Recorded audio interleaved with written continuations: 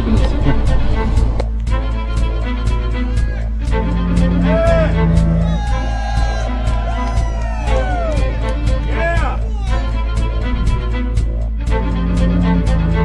And we're going to be out here for the next 3 days while you try to chart the future of our destiny. We're taking our destiny back. You're not our gods or our masters.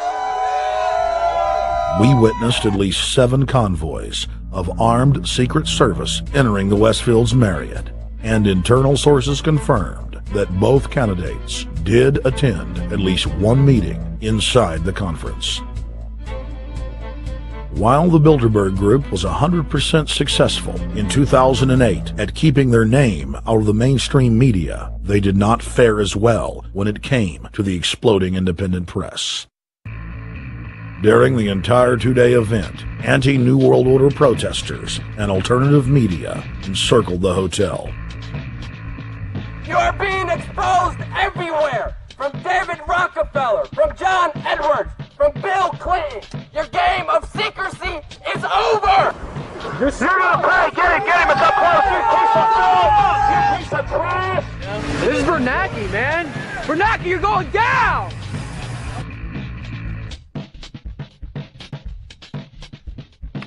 Obama, we know you're here, Obama.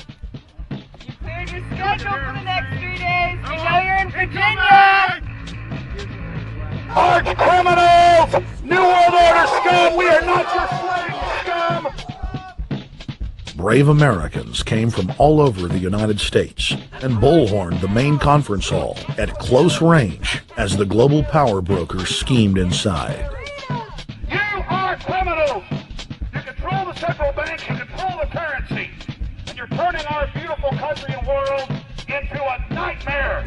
The global elite are desperate to keep their organizational meetings a secret. They are keenly aware that if the population discovers that policy is being developed covertly by powerful special interest, the people will revolt. It is our duty to expose these criminals. It's a criminal act under federal law for federal officials to have private meetings to discuss world policy with non-federal workers.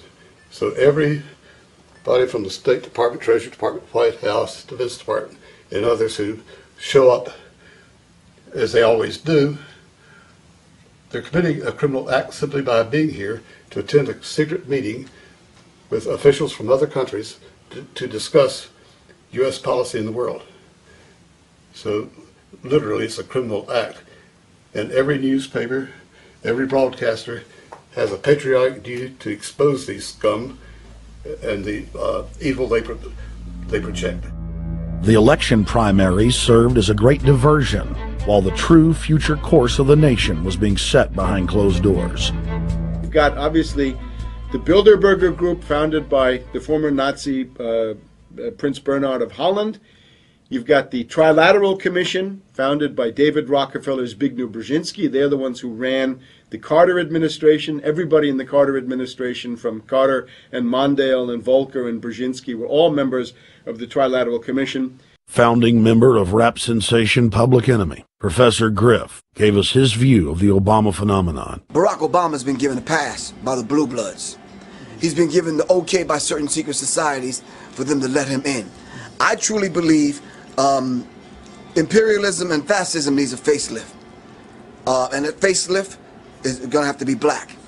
And the reason why I believe that, simply because I think they're trying to go into Africa. Well, they're already in Africa. But they want to totally control all the natural minerals that they're going to need to carry themselves into the 21st, 22nd, and 23rd centuries. You follow me? So I think they have to go through a phase of galvanizing the masses of dark-skinned people that truly believe that change needs to come, but the change that they're talking about is not necessarily change for the better as far as the masses of the people. It's probably a better change for them. It's not going to change for us, the little man on the totem pole.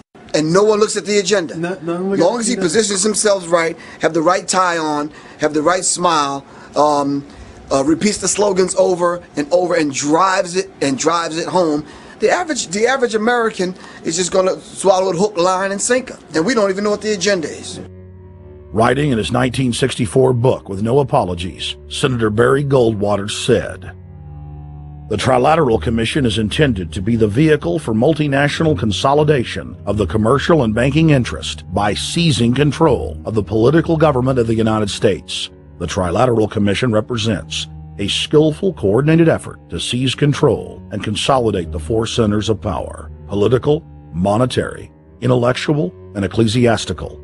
What the Trilateral Commission intends is to create a worldwide economic power superior to the political governments of the nation-states involved. As managers and creators of the system, they will rule the future."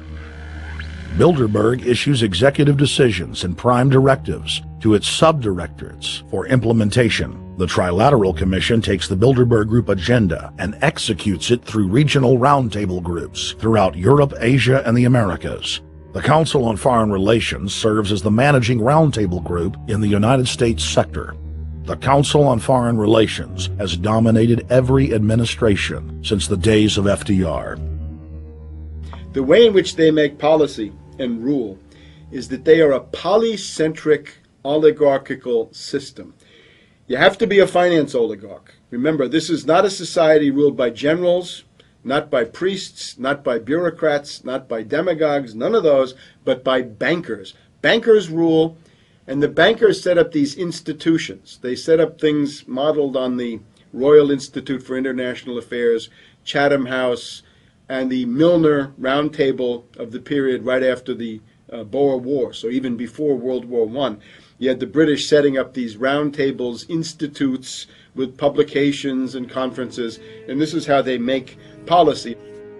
Upon Obama's inauguration, members of the Bilderberg Group, Trilateral Commission, and CFR flooded into every position of power in the executive branch, replacing Trilateral Commission and CFR members who previously filled the positions during the Bush administration.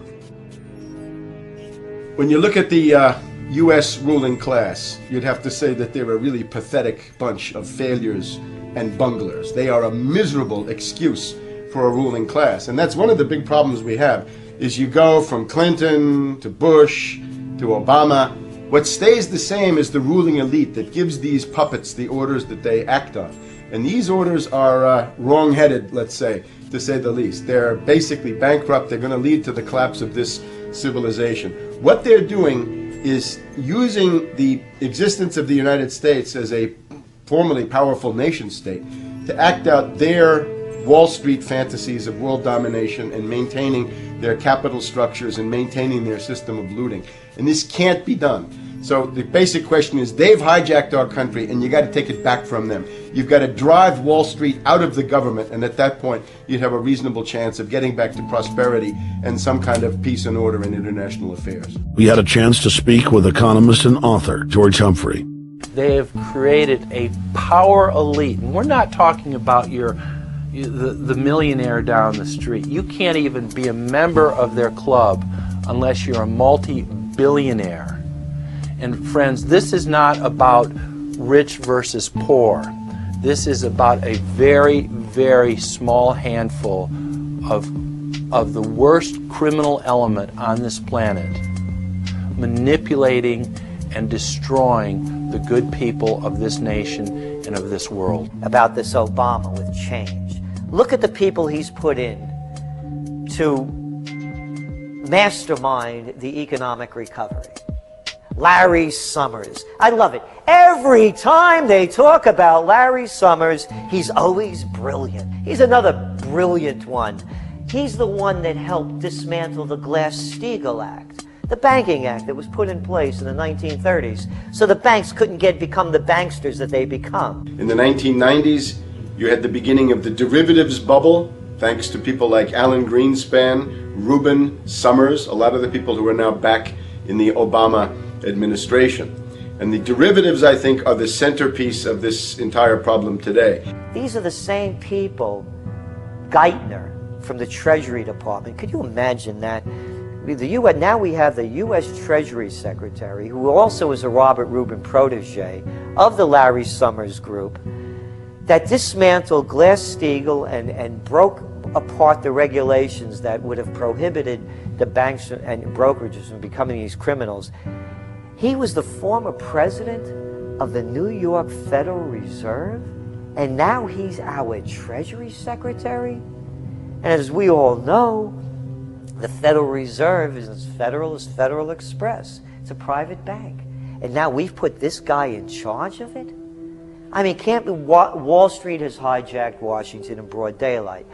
Every single one of his appointments support the status quo.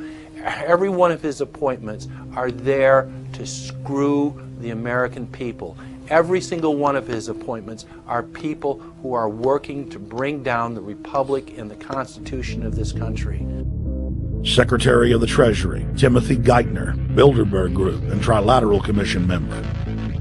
Secretary of State, Hillary Clinton, is a Bilderberg and CFR member. She is also married to Trilateral Commission member William Jefferson Clinton. Ambassador to the United Nations, Susan Rice, Trilateral Commission. National Security Advisor General James L. Jones, Bilderberg, Trilateral Commission, and CFR. Deputy National Security Advisor Thomas Donilon, Trilateral Commission, CFR. Special State Department Envoy Henry Kissinger, Bilderberg Group, Trilateral Commission, and CFR. Chairman, Economic Recovery Committee, Paul Volcker, Bilderberg Group, Trilateral Commission, Council on Foreign Relations.